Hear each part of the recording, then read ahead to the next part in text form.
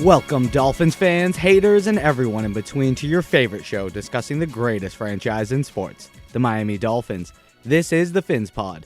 My name is Moose, your host, and today we're looking at the AFC landscape. The Dolphins may be on the come-up, and we may have all these feelings of hope and optimism, but there is a whole field out there of competitors trying just as hard to climb to the top. As always, be sure to take a moment and hit that subscribe button, follow us if you're listening on Spotify, and make sure you're connecting with us on all platforms, just to make sure you never miss a thing. And make sure to hit that like button if you're watching on YouTube. Without further ado, let's dive in. I am bullish on the Dolphins. I'm a believer in the coaching staff. I'm a believer in the new culture that they've created. I'm a believer in the young talent that's there. And I think they'll make the best decision moving forward. And I do believe that Tua, if you put a lot of talent around him, can develop. I mean, we are in such a rush to judge quarterbacks and to, hey, is this a home run or is this a bust? So I actually mean, the odds to win the AFC East at plus 280, that's not a bad play there. The Bills probably will be picked to get back. Who the heck knows what's going to happen to Patriots again, what they're going to do at quarterback. The Jets are still sort of a disaster, so they're going to be in the playoff hunt again, and I do think this team is poised and ready with the draft capital, with the money to spend to make a run and make the playoffs this year. Whether they win the division or it's a wild card, I think this Miami Dolphins team will be in the playoffs next year. So look, entering Season 2 under Brian Flores with the whole new regime, this new era, Chris Grier, B-Flow, Stephen Ross really trying to turn the page with this franchise. Entering Year 2, the Dolphins, of course, surprised many. 10 wins, showed that they're trending upwards, exactly what not only the fans want to see, but of course Ross and the overall franchise wants to see. Despite that, they were unable to make the playoffs because American Football Conference is one hell of a conference. And today we're going to go through the AFC and sort of see what teams are there, what teams are potentially here to stay, who the Dolphins have to compete with in the long haul going forward. And then we're also going to talk about those teams that potentially are on the fringe. Starting right at the top, it's the Kansas City Chiefs, of course. The Chiefs are the cream of the crop, and we saw that firsthand. They can put up a flurry of points in a matter of minutes. Now, we did see them fall in the Super Bowl, but who are we kidding? Mahomes is going to be back there again, and most likely again and again. He is just that good. No quarterback possesses the same level of just baller attitude with that savvy and overall understanding of the game. Situational football is something that Patrick Mahomes has a full grasp on, and we've seen that week in and week out. Listen, I'm just a 20-something, so maybe my football prowess doesn't extend as far back as some of you others in the pod, but Patrick Mahomes is the best quarterback I have ever seen. Please let me know in the comments if I'm crazy. And if, listen, Marino, I was really young, so I don't really remember Marino week in, week out. If that's what he looked like, then damn, the Dolphins should have been doing a lot more with that. Because Patrick Mahomes makes the Chiefs a viable contender going forward, regardless of who they put around him. And listen, he has yet to actually accomplish everything to earn that title. Just one Super Bowl so far, which again is nothing to scoff at. But considering what I'm saying he still has to earn that. And I don't see a reason why that's not going to happen going forward. He has all the makings. So what does that mean for Miami? Well, listen, the Dolphins need to build a team that not only has its identity on defense, so they need to be able to stop these powerful offenses, but they need a team that can score and put up points when needed. That is why the Dolphins need Tua to take that step. They have the defense. The Dolphins have the defense to try and engage in a tit-for-tat with Kansas City. We kind of saw that last year, although, they were able to put up points real quick. When Miami was playing them straight up and they were able to kind of be on their P's and Q's, they made it tough for Kansas City to move the ball. Of course, they got their chunk plays. They are the Chiefs, but the Dolphins were able to cause turnovers, cause some pressure. But if the Dolphins can't score, then there's almost no point in showing up to the field on Sunday. And look, the Kansas City Chiefs are the barometer. We saw that last season, and the Dolphins could hold their own. They made the game competitive, but they still have a few missing pieces. Specifically, the Dolphins need a more reliable running game. They need better weapons to force the Kansas City Chiefs defense, led by the Honey Badger himself, Tyrann Mathieu, to spread out, allowing Tua to move the ball with more consistency and less friction. The defense needs to continue to develop and take another step as well. I know they were awesome, and frankly, if we get that same level of production, that's great, but why can't they be better? They have a young team overall. I don't see a reason why they each can't take that next step. Christian Wilkins, Raekwon Davis, Zach Sealer on the interior, Emmanuel Ogbah and Shaq Lawson, another year, Jerome Baker, another year, and then, of course, on the back end, Byron Jones, Xavier Howard, and Bobby McCain, all learning with each other for another season. So if that defense continues to develop and takes that step, specifically playing against a guy like Mahomes, then you must be able to create pressure as well with 4. If not, he's going to pick you apart. So that's the thing the Dolphins have to really focus on. Of course, they have those back-end players, but they need to create organic pressure. That's the only way you're going to beat the Chiefs. And we saw that's why Tampa Bay had their way with Kansas City in the Super Bowl. They, of course, Kansas City did not have the tackles. They were injured, and that's the reason that Tampa Bay was able to get that pressure. But that's how you beat them. Next year, when Miami plays them in the playoffs in the AFC Championship game, knock on wood, but when the Dolphins do, we can't bank on the Chiefs being injured at that spot.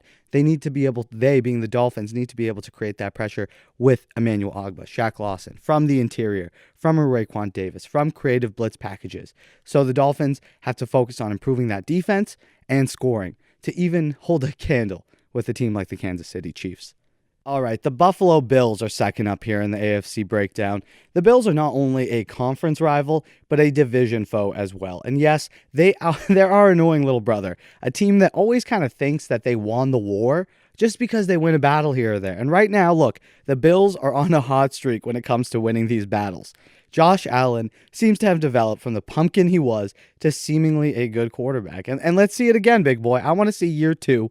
Josh Allen. I know Diggs really was, the truth this season, but now I expect defenses to really key in on how that offense plays. I'd like to see him do it again. And look, it is refreshing that the Dolphins will not be competing against the Pats, but rather Buffalo. So there is that. It's like the 90s all over again. But regardless, the Allen-led Bills have seemed to have Miami's number as of late. And from my perspective, the reasoning is simple. Miami's offense has struggled mightily against Buffalo, and that's another reason why this offseason is so pivotal for the franchise. We need to add weapons. Just like the Bills went out and got their guy Stephon Diggs, the Dolphins have to add weapons so we can go out and help our defense and cut some slack for our defense with some potency on the offensive side of the ball. Next up in the AFC, you got teams like the Pittsburgh Steelers. The Steelers are a team that I think the Dolphins can surpass in 2021. Why? Well, firstly, look, they're going to be bringing Big Ben back, and he just doesn't have it anymore. I think we saw that in the playoffs. You saw it towards the tail end of the season. And although they had that hot start, I just don't think Big Ben can take them deep into January and potentially into February. And look, they do continue to draft well and build a good roster, mainly led by a dominant defense and that pussy, Minkah Fitzpatrick. But I just don't see them being a threat come January, like we spoke about, because their offense is being hamstrung by that limited and old quarterback. And after a season in which they exceeded expectations, look, no one thought they were going to do what they did, going 11-0.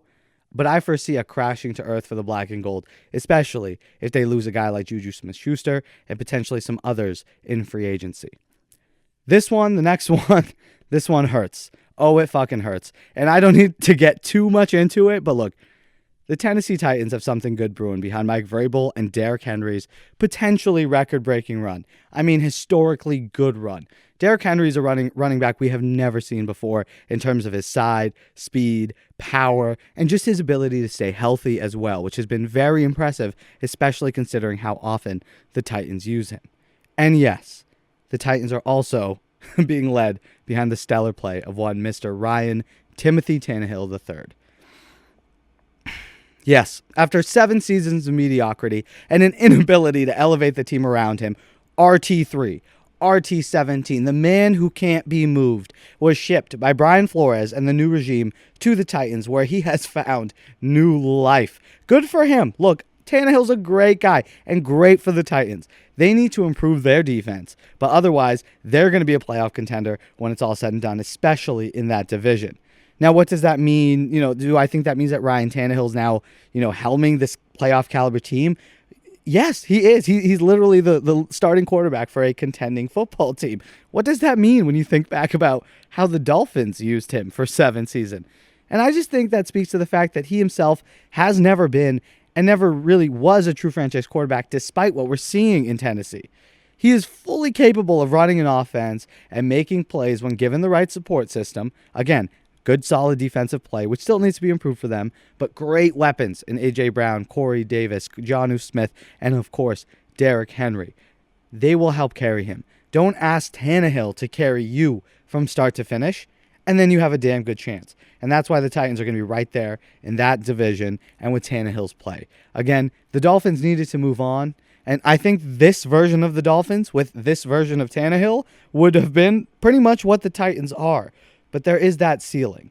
And, so that's why going forward, as much as I feel kind of bad that, we're seeing Tannehill succeed so much elsewhere, winning comeback player of the year, so it shows that the Dolphins fucked it up a little bit, and we can't deny that as fans. You have to acknowledge that. But you have to acknowledge the reason why we moved on in the first place, and there is a ceiling. So even when they have the best running back in the game and one of the best young coaches, if they're still not, considered Super Bowl favorites, that, I think, shows you right there the limitations that Ryan Tannehill brings you.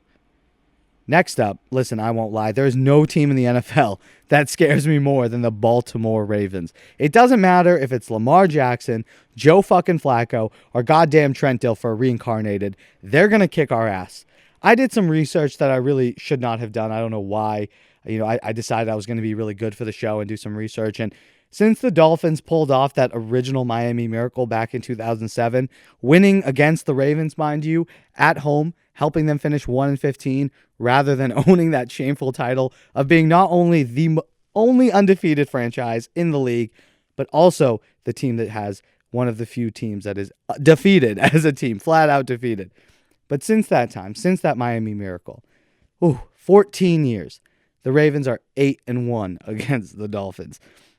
They have just been the more physical franchise for far too long. I think we can say that for a fact over the last decade, that the Ravens are a far more physically dominant and imposing team than what the Dolphins have put on Sundays. And look, I'm excited to see how Brian Flores' defense changes that. Now that it's built to his liking and not being shuttled out there week one in his coaching debut like when we first played the Ravens with B-Flow, I think against a quarterback like Lamar Jackson, this defense can do wonders once it's actually humming and, is able to play with some semblance of understanding and communication, which we did not see in September of 2019. Regardless, the Ravens are another team that the Dolphins are going to have to compete with in the near future for playoff positioning. And we saw that happen this year. The Ravens were that team last 3-4 weeks, last month of the season pretty much, we were eyeing week in, week out, rooting to lose. And I think they're going to be right there. And look, the fact that the Dolphins are already where the Ravens are, I think that says a lot about the overall direction of Miami. The Cleveland Browns. Now, this is an intriguing one. The Browns can be a Super Bowl contender or an 8-8 team. And I think we kind of saw that this year, that yo-yo effect. And it all falls on Baker.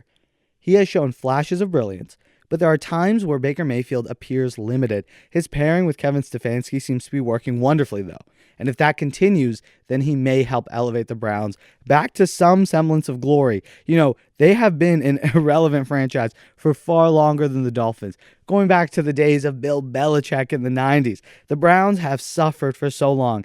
And Baker Mayfield brings some excitement. And this roster and that run game with Nick Chubb and that defense with Myles Garrett, there is excitement with the Browns. So they too are that team that Miami's going to have to compete with down the stretch. So, as we talked about, there's teams like the Chiefs, the Buffalo Bills, the Steelers, the Titans, the Ravens, and of course the Browns.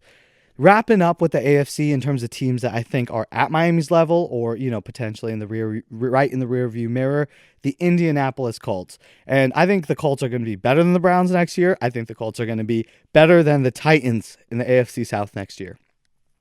And the reason for that is I would not be surprised if Carson Wentz has an amazing bounce-back season. Frankly, I would not be surprised if the Colts make it to the AFC Championship game next year.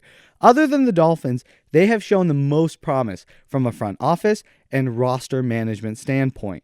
Chris Ballard operates shrewdly, he really does, but with a vision. His vision is clear in every move he makes, which is shared by his head coach in Frank Reich. It's similar to kind of what we've seen with Chris Grier and Brian Flores. I feel like the Colts have been trending kind of in a more sharply higher direction. They've made the playoffs. They've sort of come in and built that offense from the inside out, that defense from the inside out. So they have improved themselves, winning on a defensive side, on a defensive game plan week in, week out with a balanced offensive attack. And look, that might sound old school, but it works. And it's what the Dolphins are trying to implement into their team here as well. The addition of Carson Wentz to the Colts is a far more dynamic option than Phillip Rivers. Combined with Jonathan Taylor, a rookie last year, and rookie Michael Pittman, and their solid offensive line, I expect to see some fireworks out of Indy if things hit properly. Definitely a team with a high ceiling, and there is no way that they're going to win less than 9 games in 2021. Next up is the Las Vegas Raiders, and look, John Gruden confuses me. Sometimes I feel as if he deserves all that praise that he gets, and that he just needs that right quarterback to get him there, and Derek Carr is kind of limited and is holding him back. But then there are times where I really just genuinely question his philosophy, specifically his consistent desire to attack on the offensive side of the ball. Yes, the Raiders are a run-heavy team, so most people would argue, well, no, Moose, they're balanced. But they will always try to find those opportunities to take those shots. And I understand that's considered a good approach. You want to take those shots, keep the defense honest. But those shots that occasionally work here and there are at the expense of taking what the defense gives you. And while most offenses are content with that approach, taking what the defense gives them and then taking a few shots here and there when the opportunities present themselves, it feels as if Gruden wants to try and take it first, that they're not going to allow you to dictate how many chunk yardage plays they can get.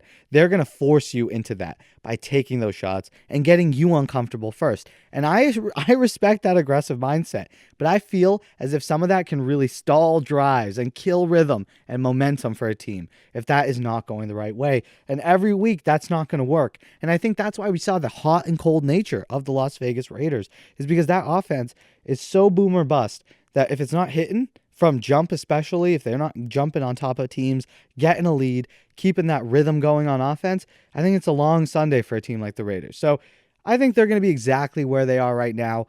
I don't foresee much improvement or, them to really regress. If anything, they would regress to like a 6-10 season, but they're probably going to be somewhere between 7 and 10 wins next year. Now, our next division rival, the New England Patriots. Oh, it feels so good to talk about them this far down the list. Oh, this one is nice. The New England Patriots, are no longer, I'm going to repeat this again. The New England Patriots are no longer a good team. I just really wanted to really feel that one. They have a bad roster. No young budding talent to speak of, and no plan at quarterback. And yes, Belichick still knows how to draft up a game plan and coach with the best of them. He still has that title, and no one can take that from him. Unless he has a couple more years like this one. But his ego has gotten in his way, and he needs to prove that his system works now that Brady did it in Tampa without him. And look, he deserves the credit. But that's something that's cost him greatly already, this ego issue. Tom sounds like Tom's doing well in Tampa. And if the Patriots bring back Cam Newton, they're going to be an 8-win team, and that's on the high end. No more, no less, maybe 8 wins, but I just don't foresee them cracking into the 10 wins. We saw that team last year. There was nothing threatening about them. Cam just ain't it anymore.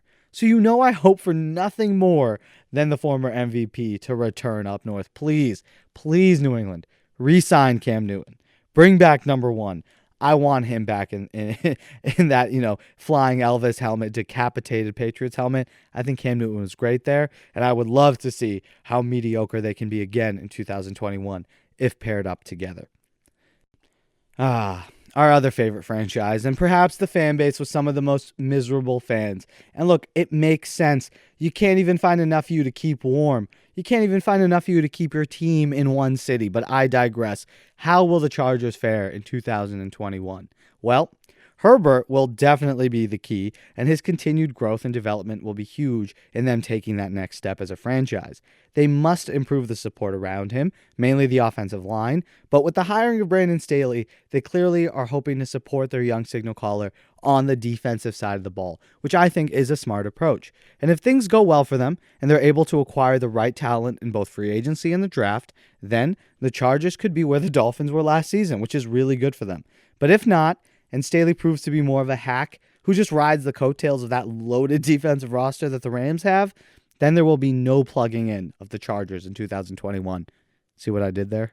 And the last team that we're going to be getting into detail about is the Denver Broncos. The Broncos are interesting because they shouldn't be as bad as they are. I just don't understand it. They have some awesome young talent in Jerry Jeudy, Phillip Lindsay, Courtland Sutton, who was hurt last year, KJ Hamler, who showed well in his rookie season, Noah Fant, and Tim Patrick, who just came out of nowhere as a receiving threat. And their defense is solid as well, led by the coaching of Vic Fangio. They should have been better, but a combination of COVID, injuries, and Drew Lock's inconsistent play resulted in them having a bad year. Not against the Dolphins, though, tragically. God damn it. Kept us out of the playoffs. Regardless, if Locke can get his shit together and be the player that he is fully capable of being, the flashes that he showed in his rookie year, then the Broncos should enter the mix this coming season. And I know that sounds like the narrative that was being spoken of last year, but again, it was a weird year, so maybe Locke can change things up. But hey, if Josh Allen can go from the tomato-throwing trash can he was to whatever this flash in the pan is that we're seeing now, then there is hope for Drew Lock yet. We're going to be wrapping up the show talking about the shit teams of the conference, and there's no place better to start with the New York Jets. Look, Robert Saleh is intriguing. It was a solid hire, but good luck being a single man trying to turn that shit show around. You need an army to clean out the rot that has been in the New York Jets facility for the last few decades. And it's going to be intriguing to see if Zach Wilson is going to be entering the division, as he is an exciting prospect. And I think that would be their best move. Zach Wilson is someone who can come in and elevate the players on your roster, and you can start building around a guy like him. I think New York would love the gunslinger attitude that he has, so I think he would be the best pick, and if they don't go that way, try to maybe move back for some assets. I mean, even if they do take Zach Wilson, I just don't think the Jets are going to be relevant for a few years. Next up, Houston Texans. Watson stays, Watson goes. Either way, they don't have the assets to properly rebuild, and they're being run by a religion-abusing con man in Jack Easterby, who likes to worship whatever his god is by manipulating his way to the bank. So I expect continued shit from them. Their ownership clearly makes horrible decisions in who runs that franchise and who to listen to when it comes to life decisions, football decisions. So overall, I expect the Houston Texans to be solid contenders for the first overall pick. God, I wish we still had their pick for next year, or we had their pick next year as well, because turned out great this year, and I foresee it to be a real high one going forward. Of the teams on the shit list, the one that we're about to get into is perhaps the only candidate to be turning things around real quick and pretty much get to the Dolphins level, in the next year or two, and that's the Jacksonville Jaguars. They have some promise. The hiring of Urban Meyer is intriguing. He is a damn good football coach, and if Trevor Lawrence is what the billing says he is, then they could really turn that thing around. They have some really good young pieces, too, in Laviska Shenault, who showed out to be a really good, receiving running back, sort of a Cordero Patterson 2.0, a Cordero Patterson who can actually catch the ball. They also have undrafted running back James Robinson, who was an awesome revelation last year, DJ Chark, and Chris Conley at wideout. So definitely not contenders or a team to be concerned about right now, even with the addition of a Trevor Lawrence, but they're definitely a fun one to keep an eye on. The Cincinnati Bengals are going to be wrapping this up in the conference. And look, poor Joe Burrow. He deserved so much better than Cincinnati. And look, as long as the bungholes are being run by Zach Taylor, they ain't doing shit. He is not the guy who's going to lead them to greatness. Hell, I don't even know if he can lead them on back-to-back touchdown drives, frankly. And look, Burrow is the real deal. We saw glimpses of that. I am not even going to try to pretend like Burrow is not the truth here. But look, he needs support and guys around him. This is the NFL. This isn't LSU. This isn't the SEC. This is the NFL. So if they're able to land Penei Sewell or add guys in free agency to really bolster the surrounding cast behind their number one pick, then maybe they can improve. Maybe. But improve to what? 7-9 at best? The Cincinnati Bengals are not a real threat in any capacity, and I think that's just because they're limited by their coaching. We had Zach Taylor here. I feel like I saw enough. And frankly, this whole idea that they're trending in the right direction, they're picking 5 overall. The Dolphins are only picking around them because of the Houston pick.